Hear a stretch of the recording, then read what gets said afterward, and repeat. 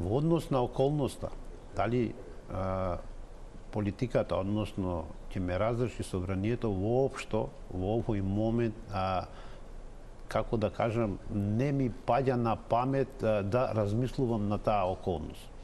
Од моја страна, по однос на предлогот за разрешување, беше даден одговор до Советот на јавни обвинители на сите околности кои што беа наведени во самиот предлог за разрешување.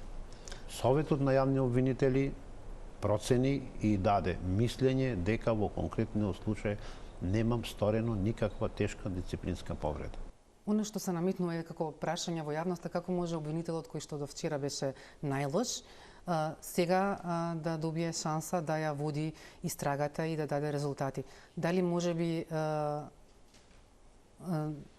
се чувствувате како жртвено јагне или пак веројатно она другото за кој што се сумнева јавноста дека веќе сте попуштиле пред власта која до вчера ве критикуваше? Ниту сум попуштил, ниту сум жртвено јагне. И наредниот ден да бев ставен во постапка пред собранието, јас во неделата ќе дојдов затоа што тоа е моја должност. Моите принципи се такви и јас морам да работим правилно и законито со оглед дека за тоа сум платен, за тоа земам плата, тоа е мојот карактер, тоа се моите особини, така да во тој дел не можем да коментирам одлуки политички.